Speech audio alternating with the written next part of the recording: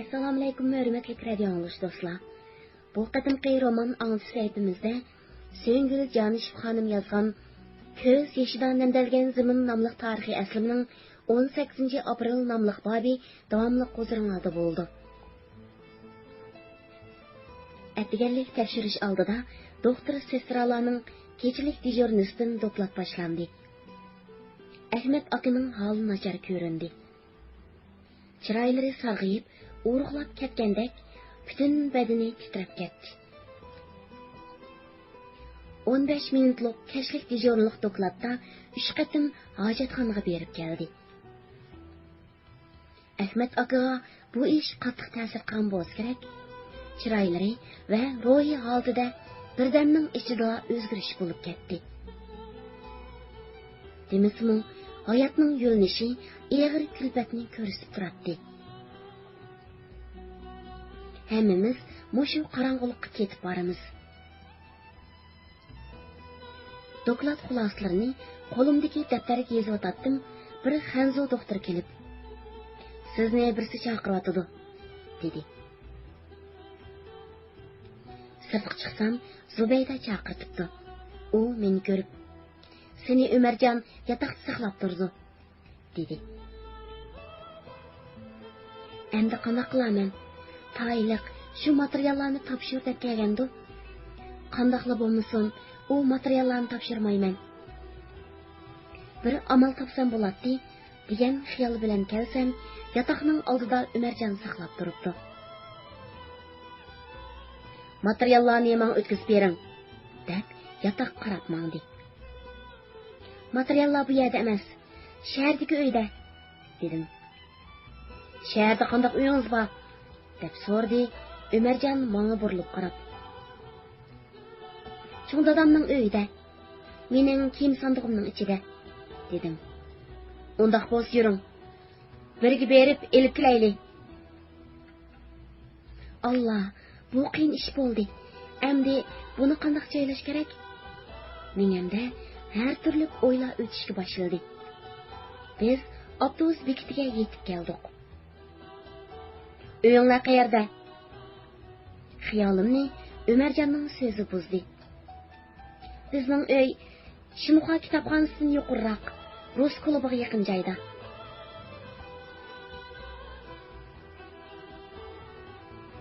Oldimizdan jamoat xavfsizlik nazoratining jip mashinasi g'o'ngdab o'tib maktabga kirib ketdi va ko'p o'tmasdan oyinib chiqib keldi.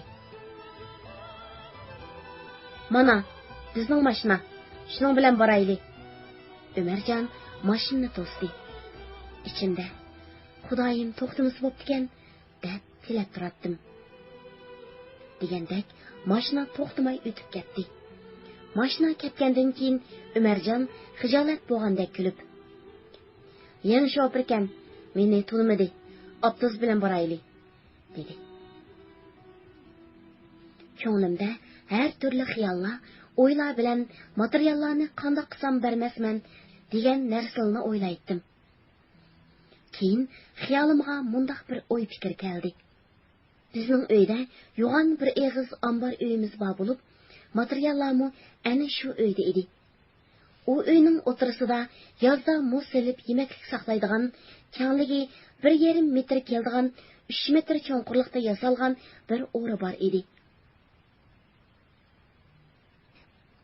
Agar Umarjon material boyani oqtirmoqchi bo'lsa, shu o'rga ishtirib tushirib, materiallarni ko'ydirib etay, ondan beshimga kelganini ko'rarman degan xulosaga keldimda, ko'nglim xotirjam bo'ldi. Shu xiyollar bilan bizmi Shimxo kitobxonasiga yetib keldik. Avtobusdan tushibla Umarjon mendan so'radi: "Uyingiz qaysi?" "Ana shu." "Men mush yerda turib turay, siz berib elib keling." Men hayron bo'ldim. Bu bir yaxshi gap bo'ldi-ku. Alda otamdi yoki rasmda otam degandu. Nima bo'lsa-mu, kichik o'ylar kirib olsam, ishni ichidan taqib olib, ko'ydirib bo'g'icha ochmaydim, degan o'yga kelib, uyga qarab chopsan menib ketdim. O'ylar keldim. cho'ng darvozasini kiribla yugurib berib kichik o'yinning eshigi oldiga kelsam, eshikda yo'g'on qulib turibdi. Deb xushal bo'lib, keynimga shundoq burilishimga Umarjon keynimda yejib qarab turmamdi. Cho'chiginimdan ixtiyorsiz kulib Yo'qmikan, nima ketgandu? Men uningga yolg'ondim. Cho'ng opamning singlisi soy yuziga mangmoqchi edi, balki shuni uzatqil ketdimikin, dedim. Siz qo'shnilardan so'rab yoqing, oshqishni tashlab ketdimikin? Qachon keldi? O'qishib yoqing. Men yugurib qo'shnimizning uyiga kirdim. Zeynus opay mashinada reshliya ishlayotgan ekan. Qandaq ahvoling singlim? Yuqori o't, deb oldimga kelib, meni o'rindiqqa boshladi. Men salomlashib bo'lib, cho'ng opamlar kelgan edim, uyda yo'q ekan. Siz nega ketganligini bilamsiz? deb so'rdim. Go'ngshida mayli yig'in bo'pti ekan. Ular shu yerga kirib ketgan edi. 5 minut kutsingizlar ular qaytib keldi, deb javob berdi Zeynus opay. Men qo'shilishib qaytib chiqib Umarjonga. Cho'ng opam singlisini uzatqil ketibdi. Kechda qaytib keldi deydi, dedim.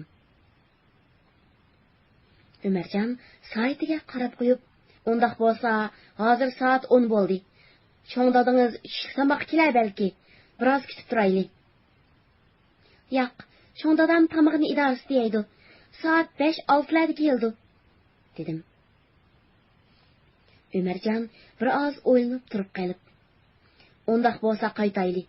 Kech soat 5lar bilan men sizni chaqiray. Shu chaqda bir kelaylik", deb maktabga qaytdik.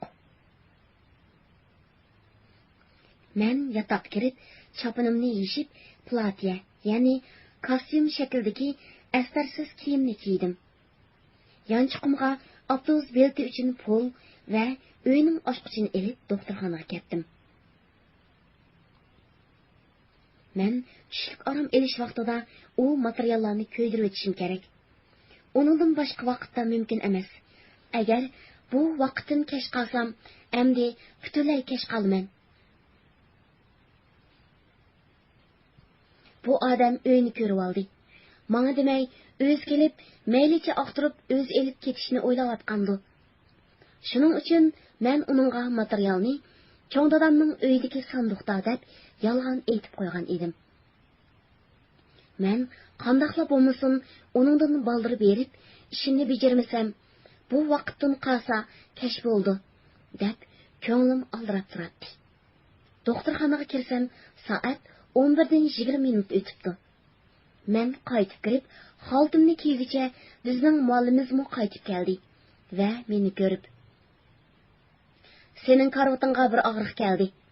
Uni tekshirib, diagnoz qo'yib, davolash usullarini, diqqat qilishga tegishli ishlarni hamda suydiq, qon tekshirish deganlarning hammasini o'zing qilib, kasalni o'zing davolab chiqsan. Hamda kasal tarixini yaxshi yozib chiqqin. Mushu kasal sana imtihon bo'ldi. Diqqat qil", dedi. Voy xudoyim, menga hech narsa tushmayotganda buni qanday qilaman, deb ichimda o'ylanib turib qoldim va yana tezlik bilan "Ortiq hamma qo'yaychi", deb tekshirish saymonlarini elib kasal tarafga qarab mangdim. Kasal bir yosh xanzu ayol ekan. Ahvoli xilla og'ir edi. Badan harorati bakmi yuqori bo'lib, qizib ketgan ekan. O'zining gap qo'g'ida holim yo'q, injiqlab o'ltiribdi. Kirib, og'riq tarixini so'rashga boshladim. U qiynalib, aran javob beryotdi. Uning shuncha qiynalib so'zlaganiga yarasha, uning so'zi qo'lg'imga kirsa nimday? U so'zlab bo'lgandan keyin o'ylasam, menganda hech narsa yo'q. Qayta so'rdim. U yana so'zladi. Ko'zim birdan soati edi. Yana mengamga ololmay tursam, og'riq oxiri o'zi eg'iz ochdi. "Doktor, mening taqat holim yo'q", dedi. Soatga qarasam, 12ga 20 minut qoldi. Minutlar tez o'tib o'tdi. Kasalga texcha diagnoz qo'ymadim. Oxiri aram təslikdə minəmni bir yerə yığıb, keselge diagnoz qoydum. U ayal ötkür börək yallığı idi. Mən ağrıqqa, sen hazır demal, dora ve davalaş doğrusida sesralarga tapşırman, deb chiqib ketdim. Saat qarasam 12ga 10 minut qaptı. Ağrıqqa berildigan dora ve taamlarni yezib qo'yib, qon ve suydikni tekshirishga buyurib qo'yib, özüm ishki kasalliklar zalini bo'ylab menib, balalar bölümünün tez ko'rish bölümüge chiqish eshigining oldida xaltimni yeshib, palampay ostiga tiqib qo'yib, doktorxonaning oldiga chiqdim. Cho'ng darvozaning oldida vaqtimga yarasha bir avtobus turgan ekan. Yugurib avtobusga chiqib o'ltirdim.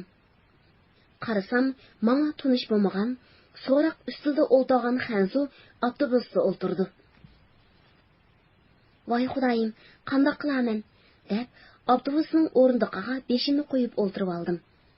Men oldirgan sari avtobus mangmayotdi. Yuragim dupildab so'qib, qaysi tarafdan kelib meni tush deb so'rab ketar degan o'y bilan butun badanim jug'uldab o'ltiratdim. Yenimga bir odam kelsa, meni tutqili keldimikin deb yuragim jig'ildaydi. Avtobusmi qo'zg'aldi. Men oldirgan sari avtobus oldirmagandek bilinatdi. Oxiri shimoliy qo'vqimga yetib keldik.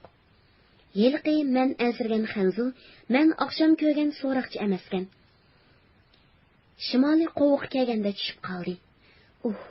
Deb beshimni ko'tarib o'ltirdim.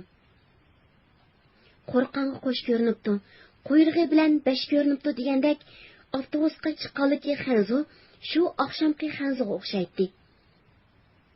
Baxtimga qarshi avtobus shimoliy qo'vq kelganda 15 minut to'xtab, dam elish qildi. Men oldirab taqildab ketib boratdim. Oldirgan sari vaqtning o'tmikimi ters bilinatdi.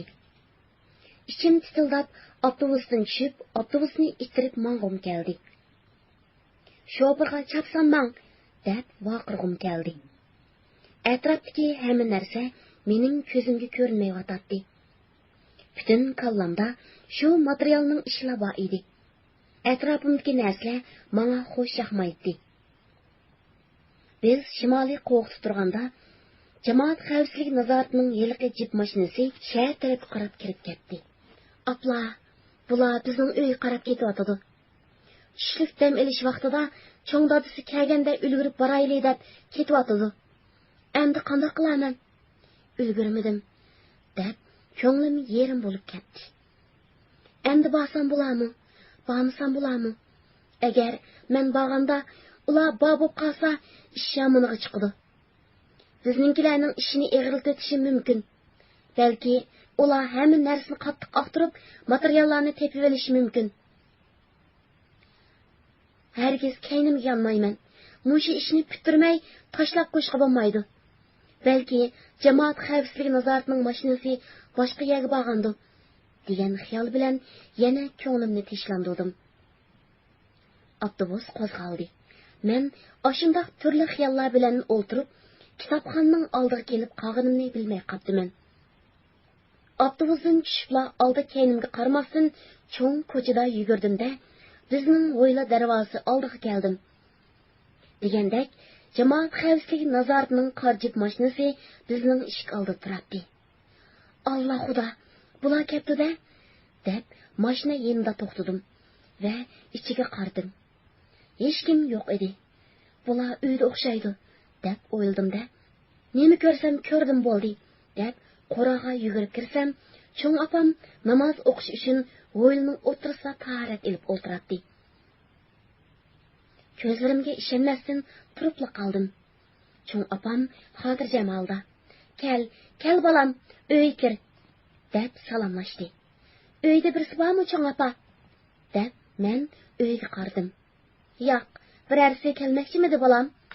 deb so'rdi cho'ng opam ajablanib. Deb tishlandim va kichik darvozani yepib, qulib soldim va cho'ng opamga topildim. "Kim bo'lsa-mu ishni ochmang. Men o'zim ichib beraman. O'zimning uydan bir narsa olmoqchi edim. Men elib bo'g'icha birisi kirib qolmasin deyman", dedim-da, Şu hamon o'zimizning ombar uyining eshigini ochdim. Cho'ng opammi, menmi biroz ko'mir elib olay, deb dos ko'tarib men bilan birga kirdi. Men narsalarni shundoq aldirash oldim. Heliqi 4-sinf o'qish kitobidagi Xinjiang tarixi va tashviqot varqini yozish uchun olgan qora bosma qog'ozni ham bayroqning belgisini elib tashlab, quruq latini bir tarafga elib qo'yib, bir bayroqni xotira uchun o'zim saqlayman deb ichimga tiqib qo'ydim. Qolgan partiya programmasi, qasamnomini va xulosalab yozib chiqqan Sharqiy Turkiston tarixi va Malika, Turnisa, men uchimizning ko'chirib chiqqan Xinjiang tarixi va yana boshqa bir necha materiallarni elib, uy kirsam, o'choqda o't qip-qizil bo'lib, kuyib tavlinib turgan ekan. Qo'limdagi elib chiqqan butun materiallarni o'tga selvatdim. Kuyib bo'g'icha qarab turib, o't tavlig'ichi bilan ko'lni ko'lab, turxundan chiqib ketgicha qarab turdim. O't guldirlab, butun materiallarni ko'ydirib, turxundan simirib elib chiqib yo'q qildi. Shuncha vaqtdan beri zo'r umidlar bilan yozgan materiallarimiz 1 minut ichida kuyib kul bo'ldi. Ichimda yo'qotish hasrati yondi. Yana bir tarafdan ularga materiallarni bermasdan, ular og'ili kelgan shu vaqt oralig'ida ko'ydirib yo'q qilganim meni yengil qildi. Ablikimning yozgan bir necha she'rlari va Abdulaziz Mahsumning turumda yozgan she'rlar to'plamini og'zi kichik bir botilkaga selib, og'izni chim etib, uyning o'tirisiga o'rg'i tashlab, ustiga to'pi to'kib ko'miyotdim. Endi bu yerdan chapsan chiqib ketishim kerak, chunki mashinadagilar kelib qolishi mumkin edi. Cho'ng opam ko'mir to'shish bilan avar bo'lib, mening nima qilib, nima elib yurganimni bilmay qoldi va mening mangayda turganimni ko'rib, "Tamoq yeb ket qo'zam", deb so'rildi. Men aldirayman cho'ng opa. Rahmat. Bugun soat 5 bilan biz yana kelamiz. Shu vaqtda siz mening tushda kelib ketganimni aytmang. Ular kelganda meni ko'rmagandek bo'lib, ahvol so'rab, "Atgan kelgan ekansan, men yo'q bo'lib qoptiman. Qo'shnilar shundoq dedi" deng. Bizni tekshiryotdi. Qo'rqitib ketmang. Lekin mening kelganligimni hargiz demang. O'zingizga mo yaxshi emas, deb qo'rqitib qo'yib, xo'shlashib chiqib ketdim. Qimmatli radio anglag'ich do'stlar, bu tarixiy aslimining davomini keyingi qatimliq roman anglitish saytimizda davomli huzuringizga sunamiz. Diqqatda bo'lganingizga rahmat. Xayr xo'sh, ko'rishguncha omon bo'linglar.